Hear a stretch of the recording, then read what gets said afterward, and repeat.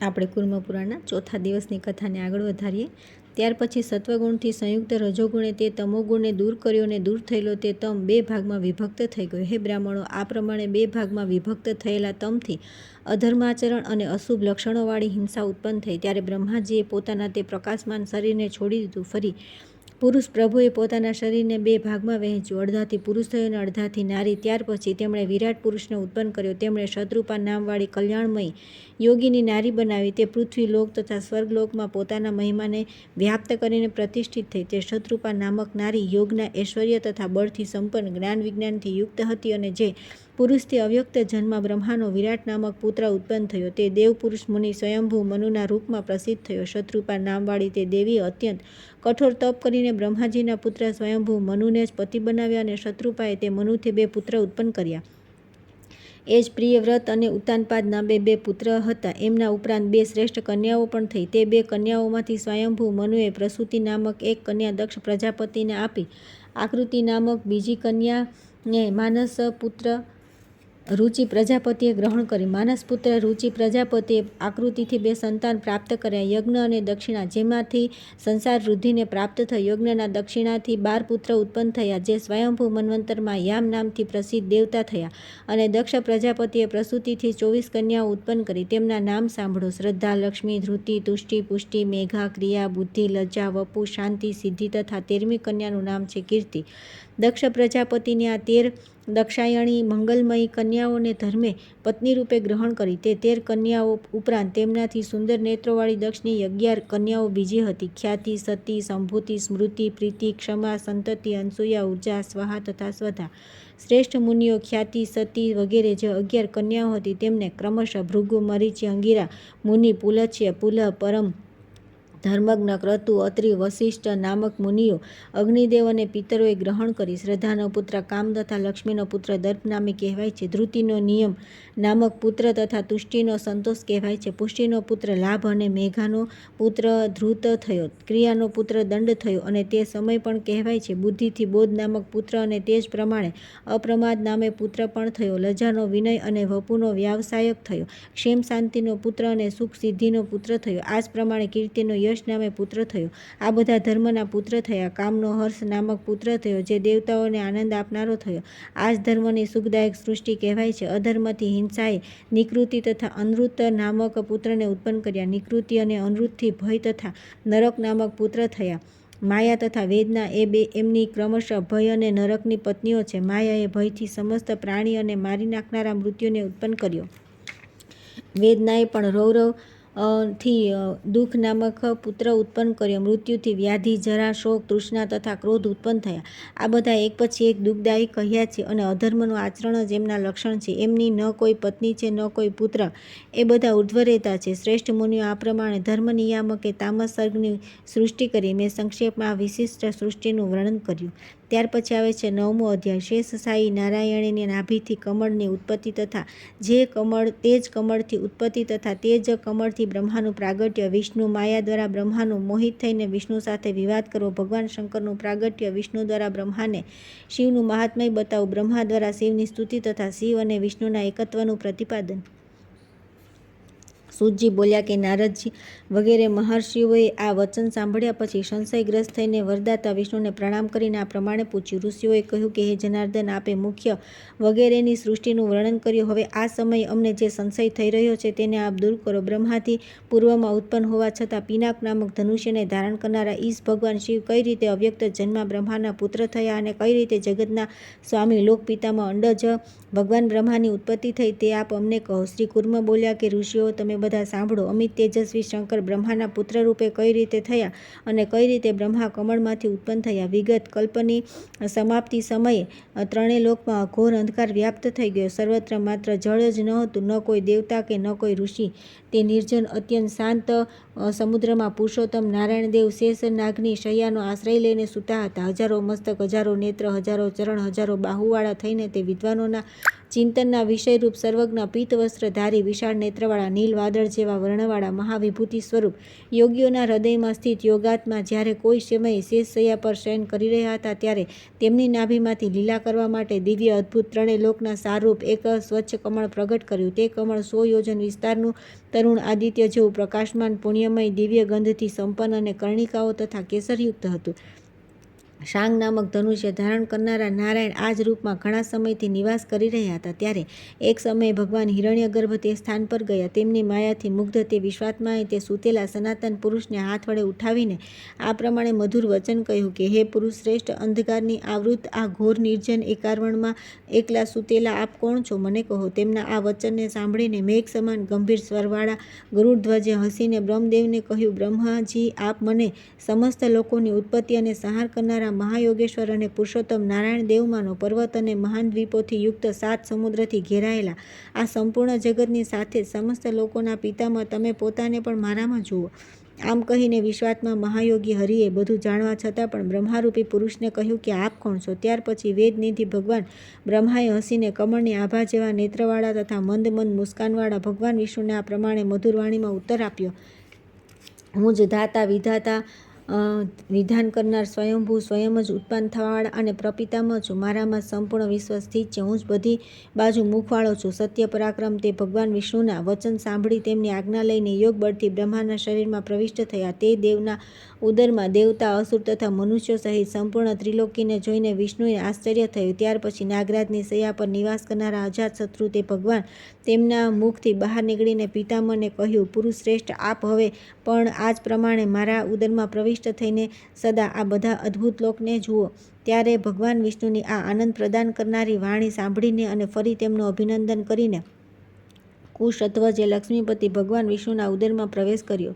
સત્ય વિક્રમે તે બધા લોકને ભગવાન વિષ્ણુના ઉદરમાં સ્થિત જોયા, જેમણે વિષ્ણુએ બ્રહ્માના ઉદરમાં જોયા હતા. દેવના ઉદરમાં ભ્રમણ કરતા તેમણે હરિવિષ્ણુનો કોઈ અંત ન દેખાયો. ત્યાર પછી મહાત્મા જનાર્દને પોતાની ઇન્દ્રિયોના દ્વારોને બંધ કરી દીધા. ત્યારે બ્રહ્માને તેમની નાભીમાં દ્વાર દેખાયું. સુવર્ણમય ઈંડામાંથી ઉત્પન્ન ચતુર્મુખ એ યોગ બળથી તેમાં નાભીમાં પ્રવેશ કરીને કમલથી પોતાના રૂપને બહાર કાઢ્યું. પદ્મગર્ભ સમાન શોભાવાળા સ્વયંભૂ જગત્યોની પિતામહ ભગવાન બ્રહ્મા લાલ કમળ પર બેસીને શોભવા લાગ્યા. પોતાને સંપૂર્ણ વિશ્વના સ્વામી તથા પરમપદ માનીને તેમણે મેઘ જેવી ગંભીર વાણીમાં પુરુષોત્તમ વિષ્ણુને કહ્યું, આપે પોતાના વિજયની આકાંક્ષાથી આ સમયે આ શું કર્યું? પોતાની બધી ઇન્દ્રિયોના દ્વારોને કેમ બંધ કરી દીધા?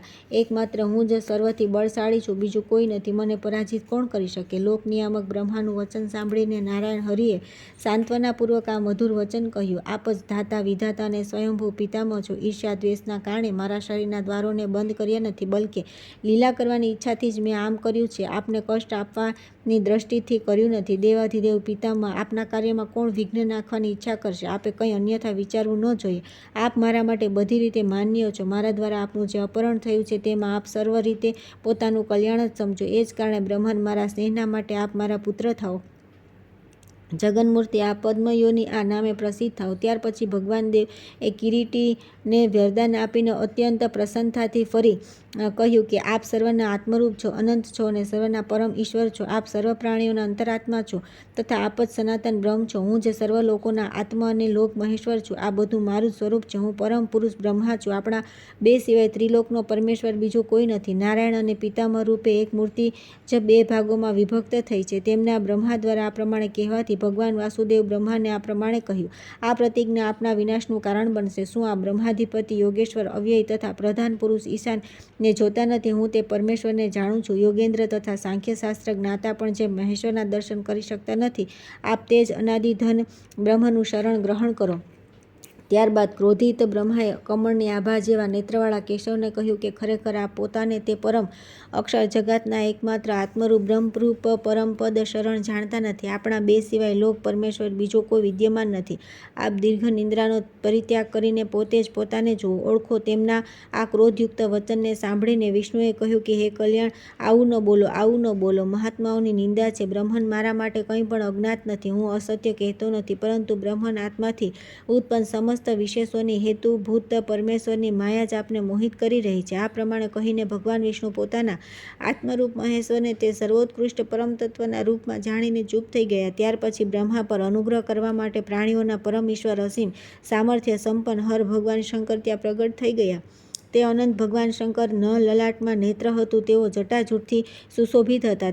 તેજના પરમ નિધિ તે ભગવાન હાથમાં ત્રિશૂળ હતું. તેમણે સૂર્ય, ચંદ્રમા, ગૃહો તથા નક્ષત્રોથી ગૂંથેલી અદ્ભુત ચરણો સુધી લટકતી લાંબી દિવ્ય વિશાળ માળા ધારણ કરી હતી. તે ઈશાનદેવને જોઈને માયાથી અત્યંત મોહિત લોક પિતામહ બ્રહ્માએ પોતાની રક્ષા માટે પીતાંબર ધારીને કહ્યું કે હે જનાર્દન, હાથમાં ત્રિશૂળ ધારણ કરનારી ત્રિનેત્રધારી તેજની રાશિરૂપ અનંતાત્મા આ કોણ પુરુષ અહીં આવી રહ્યો છે?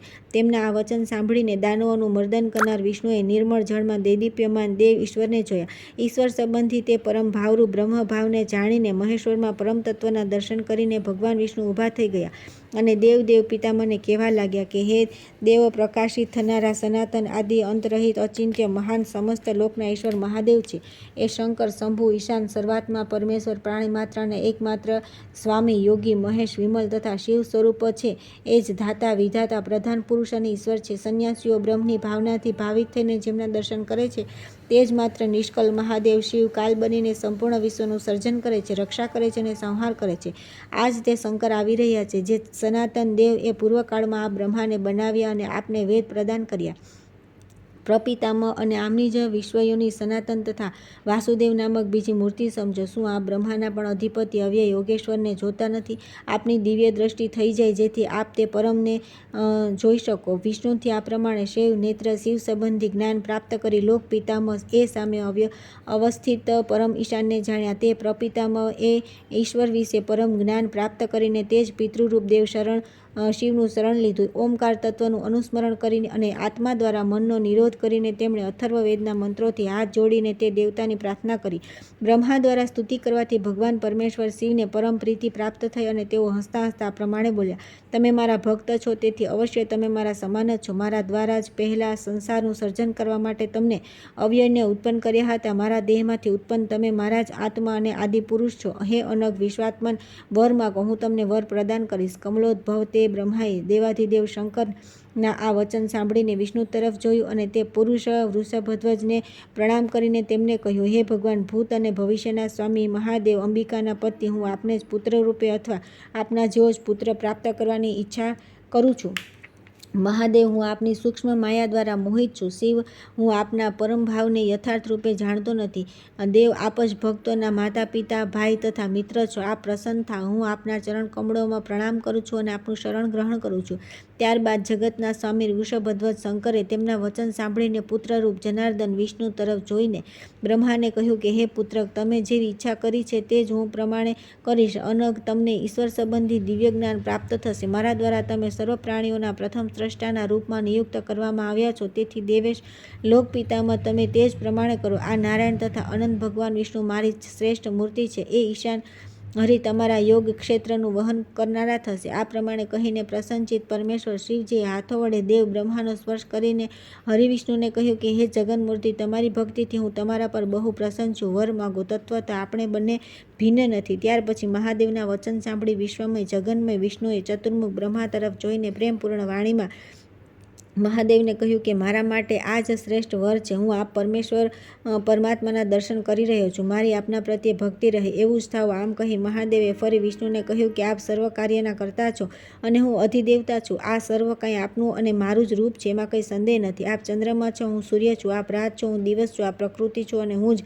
અવ્યક્ત પુરુષ છું. આપ જ્ઞાનરૂપ છો અને હું જ્ઞાતા છું. આપ માયારૂપ છો અને હું ઈશ્વર છું. આપ વિદ્યાત્મિકા શક્તિ છો, હું શક્તિમાન ઈશ્વર છું અને નિષ્કલ દેવ પર સ્વરૂપ નારાયણ પણ હું જ છું. બ્રહ્મવાદી યોગી એક ભાવે જ જુએ છે. હે વિશ્વાત્મન, આપનો આશ્રય લીધા વિના યોગી મને પ્રાપ્ત કરી શકતા નથી. આપ દેવતા, અસુર અને મનુષ્યોથી યુક્ત આ સંપૂર્ણ જગતનું પાલન કરો. આ પ્રમાણે કહીને પોતાની માયાથી સંપૂર્ણ પ્રાણીઓને મોહિત કરનારા અનાદિ અને અનંત શક્તિ સંપન્ન ભગવાન જન્મ, વિકાસ અને વિનાશ રહિત પોતાના અવ્યક્ત ધામમાં ચાલ્યા ગયા. ત્યાર પછી આવે છે 10મો અધ્યાય. વિષ્ણુ દ્વારા મધુ અને કેટબનો વધ. નાભી કમળથી બ્રહ્માની ઉત્પત્તિ તથા તેમના દ્વારા સનકાદિક સૃષ્ટિ. બ્રહ્માની રુદ્રની ઉત્પત્તિ. રુદ્રની અષ્ટમૂર્તિઓ, 8 નામો તથા 8 પત્નીઓનું વર્ણન. રુદ્ર દ્વારા અનેક રુદ્રોની ઉત્પત્તિ તથા પુનઃ વૈરાગ ગ્રહણ કરવો. બ્રહ્મા દ્વારા રુદ્રની સ્તુતિ તથા મહાત્મય વર્ણન. રુદ્ર દ્વારા બ્રહ્માને જ્ઞાન પ્રાપ્તિ. મહાદેવનું ત્રિમૂર્તિ તત્વ અને બ્રહ્મા દ્વારા અનેક પ્રકારની સૃષ્ટિ. શ્રી કુર્મે કહ્યું કે મહેશ્વર દેવના પોતાના નિવાસ સ્થાન પર ચાલ્યા ગયા બાદ પિતામહ બ્રહ્મા ભગવાન વિષ્ણુની નાભીથી ઉત્પન્ન